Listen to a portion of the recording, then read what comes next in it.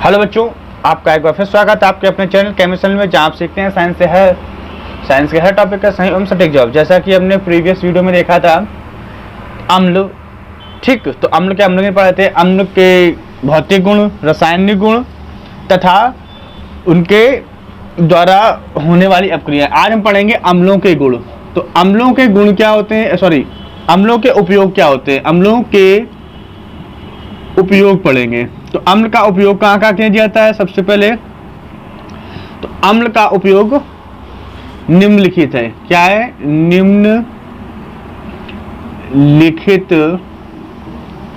है। नंबर 1, तो सबसे पहले अम्ल का उपयोग करते हैं कहाँ पे? ठीक, तो सबसे पहले आते हैं अपना प्रबल अम्ल सल्फ्यूरिक अम्ल। तो सल्फ्यूरिक अम्ल का उपयोग, सल्फ्यूरिक अम्ल का उपयोग बैटरी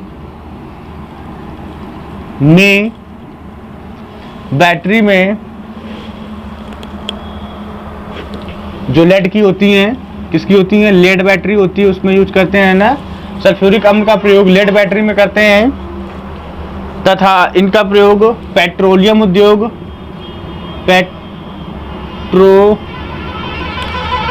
पेट्रोलियम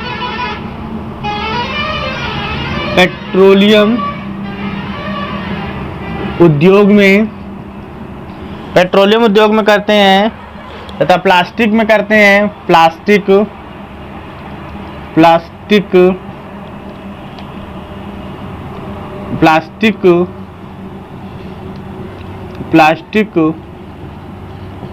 उद्योग में करते हैं। दूसरी चीज किसमें करते हैं? कृत्रिम रेशे बनाने में। किसमें बनाते हैं? कृत्रिम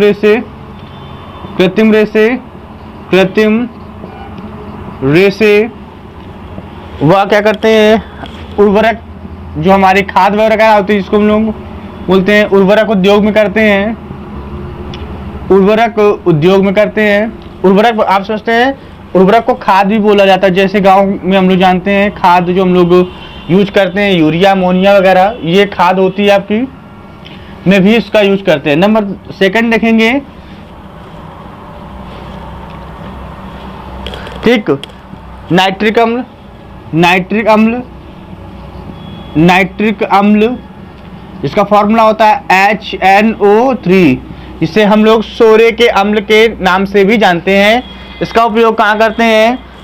ठीक भाई, तो नाइट्रिक अम्ल या सोरिक अम्ल का उपयोग करते हैं हम लोग सोने व चांदी की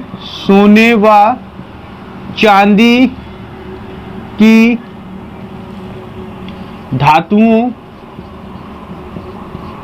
का शोधन करने में, आतंक को साफ सफाई करने में हम लोग क्या यूज करते हैं? इसका ही प्रयोग किया जाता है नाइट्रिक अम्ल का करने में। तथा विस्फोटक अर्थात बम वगैरह बनाने में भी हम क्या करते हैं? नाइट्रिक अम्ल का प्रयोग करते हैं। ठीक, तथा कहीं कहीं नाइट्रिक अम्ल का उपयोग औषधि निर्माण में भी होता है। औषधि मतलब मेडिसिन, औषधि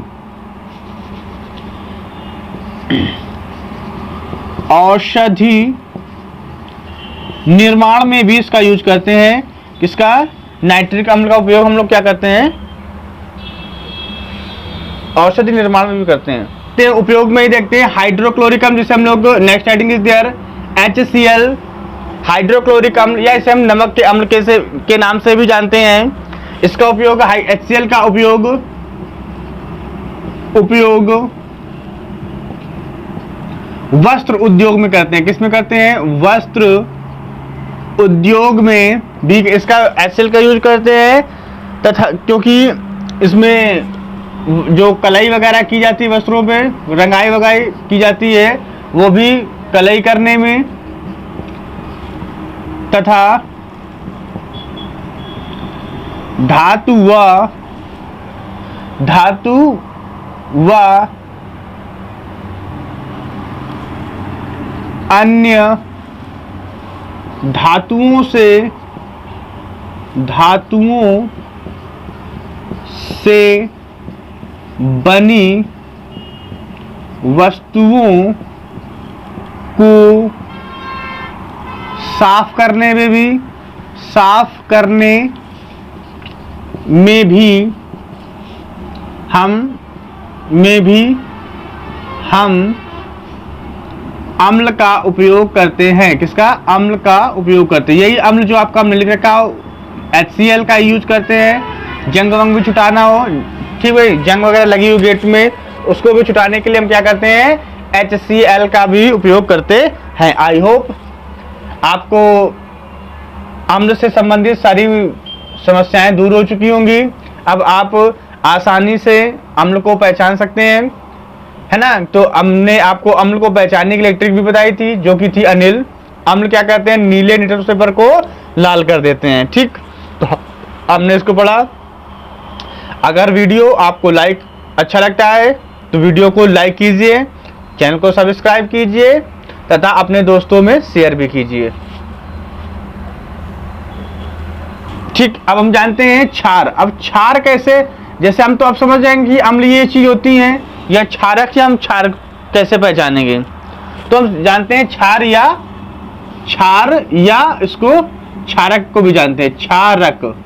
हम कैसे पहचानेंगे कि क्षारक क्या होता है? हमने अम्ल को जान लिया, क्योंकि अम्ल क्या करते थे? आपके जलीय विलयन को जलीय विलयन में क्या देते थे? H+ आयन देते थे। अब देखते हैं क्षारक क्या करते हैं। तो क्षार वे पदार्थ होते हैं, क्षार वे पदार्थ होते हैं, क्षार वे पदार्थ होते हैं जो स्वाद में खट्टे होते हैं। कैसे होते हैं? स्वाद में खट्टे होते हैं तथा जल अपघटन के पश्चात ये OH आयन, या इसको बोलते हैं हाइड्रोक्साइड, क्या बोलते हैं इनको? हाइड्रोक्साइड आयन देते हैं। भैया क्या देंगे? ये हाइड्रोक्साइड आयन देंगे। ठीक, के पश्चात क्या देंगे? हाइड्रोक्साइड या OH आयन देते हैं। क्या देते हैं? हाइड्रोक्साइड आयन देते हैं। तो हम जानेंगे इसके बारे में, कौन कौन से क्षार होते हैं या क्षारक होते हैं। उदाहरण देखते हैं। एक उदाहरण जैसे आपका KOH, NaOH, NH4OH, ये सब क्या है? आपके बेस हैं। जहां पर KOH का नाम है पोटेशियम हाइड्रोक्साइड, पोटेशियम हाइड्रोक्साइड, ये सोडियम हाइड्रोक्साइड है। ये क्या है आपका? Sodium hydroxide. और ये आपका अमोनियम हाइड्रोक्साइड। क्या है आपका? Ammonium hydroxide. क्लियर भाई? ये क्या आपका? Ammonium hydroxide. तो फिर से देख लेंगे। क्षार वे पदार्थ होते हैं जो स्वाद में खट्टे होते हैं तथा जो जिनका जल अपघटन जिनका जल अपघटन करने के पश्चात ये क्या करते हैं? OH आयन देते हैं। फिर से देख लेंगे। क्षार वे पदार्थ होते हैं जो स्वाद में खट्टे तथा जिनका जल अपघटन के पश्चात ये क्या करते हैं? OH आयन देते हैं। तो कौन कौन से होते हैं आपके? KOH पोटेशियम हाइड्रोक्साइड, या इसे कास्टिक पोटास के नाम से भी जानते हैं। NaOH सोडियम हाइड्रोक्साइड, या इसे कास्टिक सोडा के नाम से भी जानते हैं। NH4OH ये आपका क्या है? Ammonium hydroxide. ये क्या है आपका? Ammonium hydroxide. ठीक, तो अब आपको बारी आती है ट्रिक की। हाँ, तो अब देखेंगे। अब हम अपनी आते हैं ट्रिक पे। अब ट्रिक कैसे पहचानेंगे? क्षार के लिए हम कौन सी ट्रिक लगाते हैं? हम लिखेंगे छलनी। क्या लिखते हैं? छलनी। छ से मतलब क्षार, ठीक, ल से लाल, लाल लिटमस पेपर। कैसा पेपर? Litmus paper. लाल लिटमस पेपर को कैसा कर देंगे? नीला कर देंगे। कैसा कर देंगे? नीला कर देंगे। तो आप नीला कर देंगे तो आप ये समझ जाएंगे कि ये क्या है, क्षार। जैसे कि आपका एक प्राकृतिक सूचक होता है हल्दी, हल्दी भी क्या होती है, हल्दी क्या करती है, जब जिस समय हम लोग क्या करते हैं उसमें चूने में मिलाते हैं तो वो क्या होता है, लाल रंग में परिवर्तित हो जाती है। तो क्या है आपकी ट्रिक, छलनी, छा से क्षार लाल लिटमस पेपर को नीला कर देते हैं।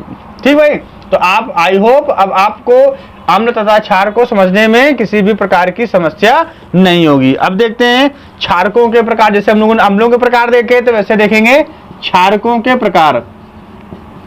क्षारकों के प्रकार देखेंगे तो क्षार जैसे कि आपके अम्ल 2 प्रकार के थे, वैसे ही आपके क्षार भी मुख्यतः 2 प्रकार के होते हैं। क्षार क्या होते हैं, 2 प्रकार के होते हैं। क्लियर भाई। आपका पहला होता है प्रबल क्षार,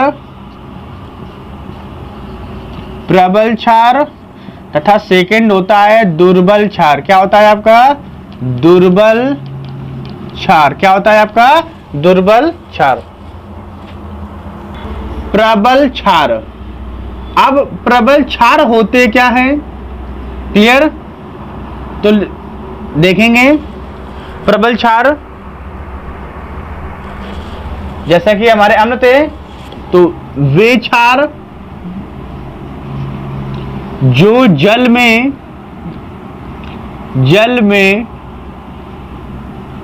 पूर्णतः वियोजित होते हैं,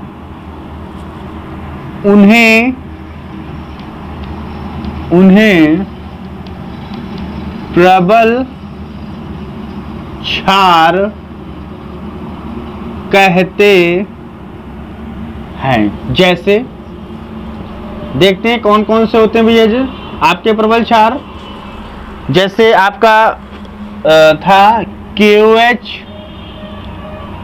NaOH, इनके नाम अभी पिछले वीडियो में देख चुके हैं, और BaOH, BaOH का होल ट्वाइस। क्लियर। ठीक, तो KOH का अगर हम जल अपघटन कराएंगे तो KOH का जब जल अपघटन होगा तो ये क्या हो जाएगा, K+ और OH- में पूर्णतः वियोजित हो जाएंगे। तो ये क्या बना, इसका नाम है potassium hydroxide. Potassium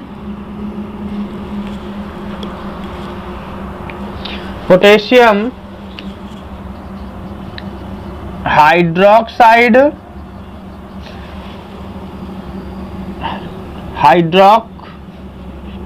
potassium hydroxide,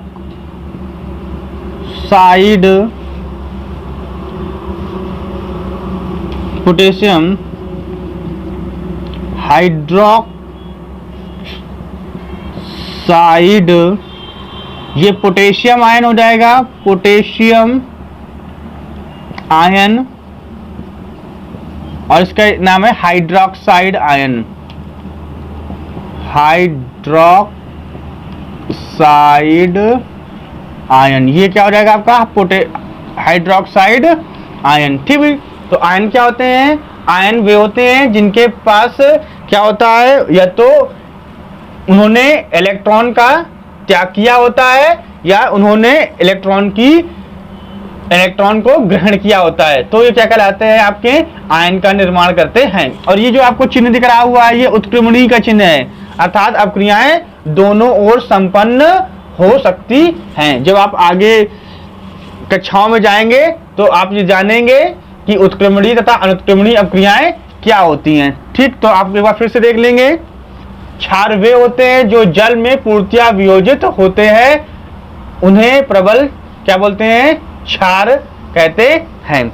ठीक, आइए देखते हैं एक चीज और, ये अम्ल और क्षार की। तो अब आप ये जानेंगे कि ये अम्ल और क्षार की अवधारणा दी किसने थी, अम्ल व क्षार अवधारणा किसने दी थी, अवधारणा किसने दी थी, ये आर्हीनियस ने दी थी। क्या नाम था उनका वैज्ञानिक का, आर्हीनियस। शायद हमने कल आपको बताया भी, तब नहीं बताया तो आप इसको फिर से देख लीजिए। आर्हेनियस, ये अम्ल क्षार की जो अवधारणा प्रस्तुत की थी वो आर्हेनियस थे। ठीक, इन्होंने ही बताया था कि अम्ल क्या होते हैं तथा क्षार क्या होते हैं, हम अम्ल और क्षार को किस प्रकार से परिवर्तित कर सकते हैं।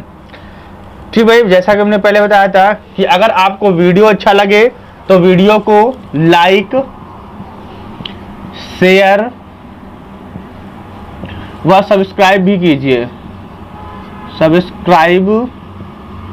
कीजिए, ठीक। बस इसी उम्मीद के साथ आपका दिन शुभ हो।